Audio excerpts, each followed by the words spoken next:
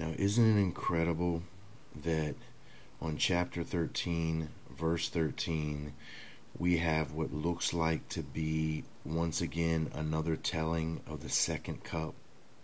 And then remember that in chapter 8, verse 8 is the second trumpet, which is the second cup. Unreal.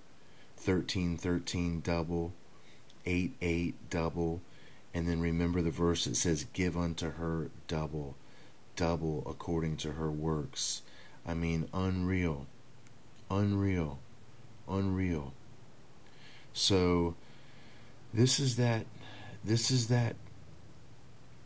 event that's going to be made to look like some sort of astronomical event, or some sort of terror attack, or disaster of some sort. And here it is in chapter 13, verse 13, right here. And listen to it. It's a further description here. It says in 14, and deceiveth them that dwell on the earth by the means of those miracles which he had the power to do in the sight of the beast, saying to them that dwell on the earth that they should make an image to the beast, which had the wound by the sword and did live. Now, a very telling piece of scripture here. This is still talking about Obama. And he deceiveth them that dwell on the earth by the means of those miracles which he had the power to do in the sight of the beast. Now, this is in the sight of the beast. Now, this beast could be in question with the beast that's still yet to come completely into a physical form out of the inner earth. And it's also telling of the beast, which is this global world system, which has not yet fully emerged yet. So he is performing these miracles in the sights of these which have not yet fully come into their being yet.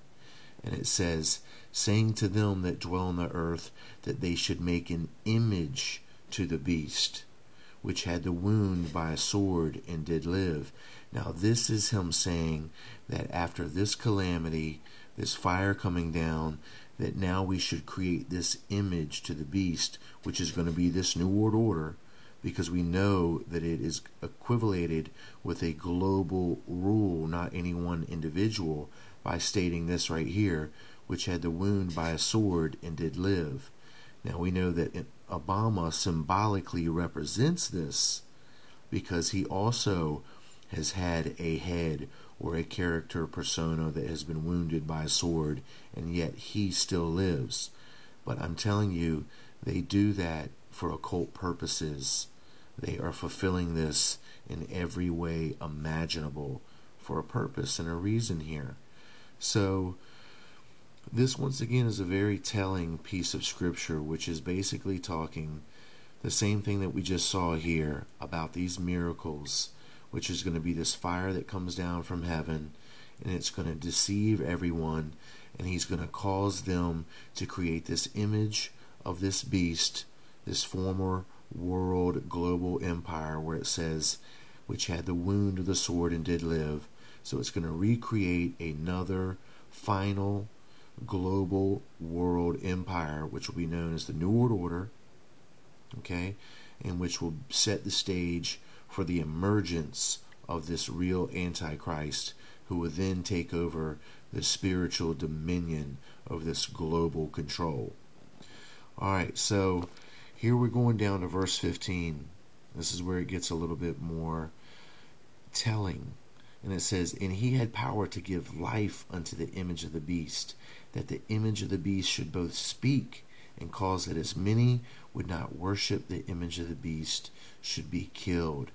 Now this is where I begin to see directly the emergence of the Antichrist.